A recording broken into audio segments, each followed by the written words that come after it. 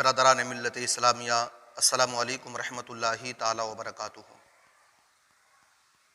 نحمدہ ونصلی علی رسولہ الکریم۔ حضرات گرامی، بسم العظیم آبادی نے کہا تھا، سرفروشی کی تمنا اب ہمارے دل میں ہے،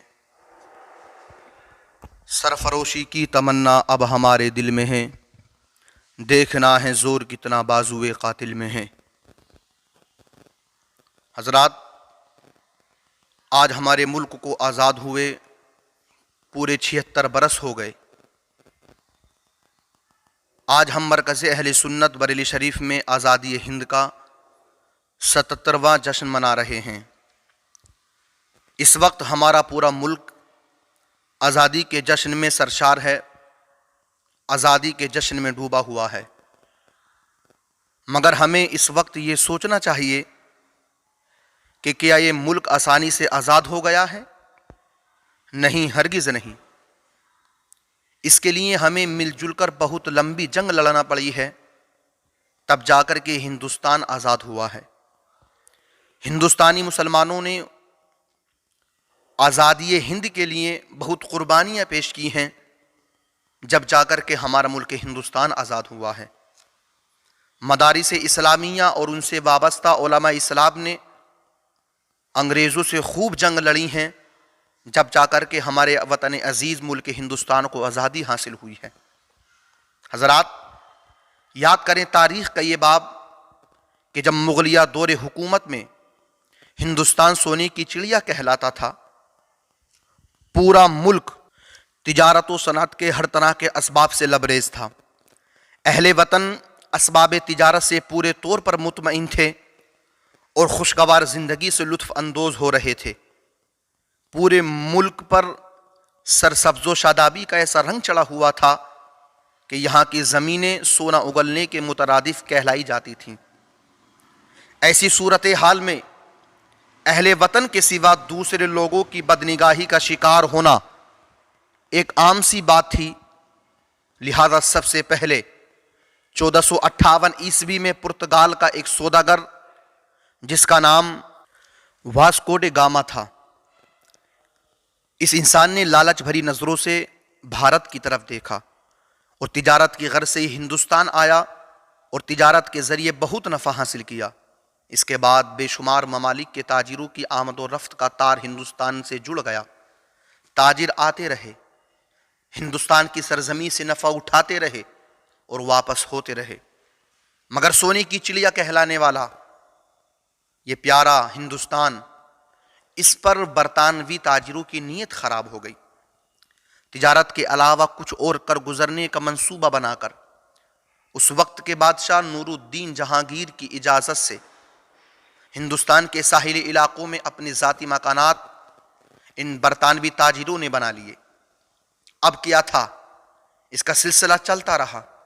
برطانوی تاجر جاں بجاں علاقوں کے حاکم اور عیش پرست بادشاہوں کے دربار میں جی حضوری، منت و سماجت اور خاطرداری کر کے اپنے رسوخ بڑھاتے گئے اور پیر جماتے رہے، یہاں تک کہ 1707 عیسوی میں مختلف مراکز کو ایک کر کے ایسٹ انڈیا نامی کمپنی کی بنیاد رکھی۔ اس سے ان کی طاقت اور مضبوط ہو گئی اور طاقت بڑھتی چلی گئی۔ حضرات گرامی، پیر جم جانے کے بعد اور طاقت مضبوط ہو جانے کے بعد سب سے پہلے انہوں نے نواب سراج الدولہ کو اپنی چال بازی اور مکاری کے ذریعے شکست فاش دے کر بنگال پر اپنی حکومت کا سکہ قائم کیا۔ اور یاد رہے کہ بنگال ہندوستان میں عیسائیوں کے سیاسی دور کا پہلا پڑاؤ تھا۔ بنگال اور ہندوستان کے چند اور علاقوں پر قبضہ ہو جانے کے بعد انگریز اپنی پرانی چال یعنی لڑاؤ اور حکومت کرو، اس کے پیش نظر ہندوستان کے نوابوں اور راجاؤں کو آپس میں لڑا کر تھوڑا تھوڑا کر کے ہندوستان پر قبضہ کرتے چلے گئے، یہاں تک کہ 1856 عیسوی میں پورے ہندوستان پر اپنا سکہ جما لیا اور پھر ہندوستان کی سرزمین ہندوستانیوں کے اوپر ہی انہوں نے تنگ کرنا شروع کر دی۔ ظلم و ستم کا ان کا ایک محبوب مشغلہ بن چکا تھا۔ آخر کون سا ظلم نہ تھا جو ہندوستانیوں پر نہ کیا گیا ہو؟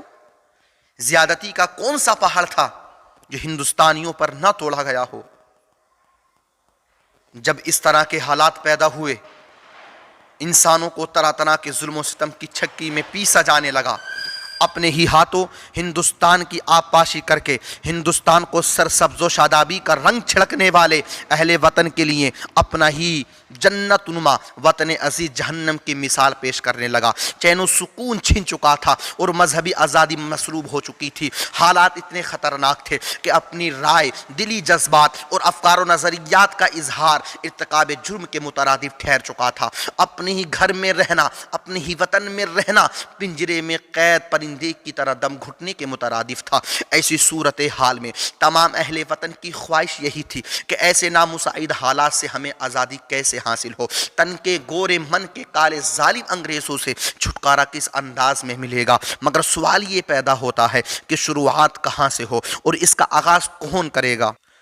یاد رکھیے، اس طرح کا پس منظر دیکھ کر سب سے پہلے جس نے جنگ آزادی کی شروعات کی تھی اور وہ اہل وطن کے دلوں میں تحریک آزادی کی روح کو پھونکا تھا، وہ مرد قلندر بطل حریت حضرت علامہ فضل خیر آبادی کی ذات بابرکات ہے۔ حضرت علامہ فضل خیر آبادی نے بڑی بے باکی اور جرأت کا مظاہرہ کرتے ہوئے 1857 عیسوی میں انگریزوں کے خلاف جہاد کا فتویٰ صادر فرمایا تھا اور اپنے وقت کے 33 جید علماء کرام سے اس کی تصدیق بھی کرائی۔ جمعہ کا دن جب آیا تو دہلی کی جامع مسجد میں دوران تقریر ظالم برطانوی حکومت کے خلاف مستعد اور کمر بستہ ہونے کے لیے لوگوں کو پرزور نصیحت کی۔ حضرت علامہ فضل خیر آبادی کی کاوشوں کا نتیجہ یہ ہوا کہ پورے ملک میں جنگ آزادی کی لہر دوڑ چکی تھی اور مادران وطن نے اپنے اپنے طور پر علم بغاوت کو بلند کیا تھا، مگر انگریز حکومت نے تحریک آزادی میں سرگرم تمام افراد کو چن چن کر پکڑنا شروع کر دیا اور قید خانے میں ڈالنا شروع کر دیا تھا۔ اسی جرم میں حضرت علامہ فضل خیر آبادی کو بھی گرفتار کر لیا گیا تھا اور عمر قید کی سزا سنا کر جزیرہ انڈمان بھیج دیا گیا تھا، جانتے ہو، اور طرح طرح کے مصائب و آلام کے پہاڑ توڑے گئے تھے، مگر قسم اللہ کی ان کو یہ انگریزی حکومت کبھی جھکا نہ سکی تھی اور نہ کبھی انہوں نے اس انگریزی حکومت سے رحم کی درخواست کی تھی۔ یہ تھے حضرت علامہ فضل خیر آبادی۔ اور یاد رکھیے گا، جنگ آزادی میں ایک اہم کردار اعلیٰ حضرت فاضل بریلوی علیہ الرحمہ کے جد امجد مولانا شاہ رضا علی خاں علیہ رحمت و رضوان کا بھی رہا ہے۔ برطانوی حکومت کے لیے آپ زہر قاتل کی حیثیت رکھتے تھے، اس لیے کہ مجاہدین آزادی کی نہ صرف آپ نے حمایت کی بلکہ ہر اول دستہ کی حیثیت سے جنگ آزادی میں پیش رہے۔ تاریخی اوراق آپ کو مجاہد کبیر کے لقب سے موسوم کرتی ہے۔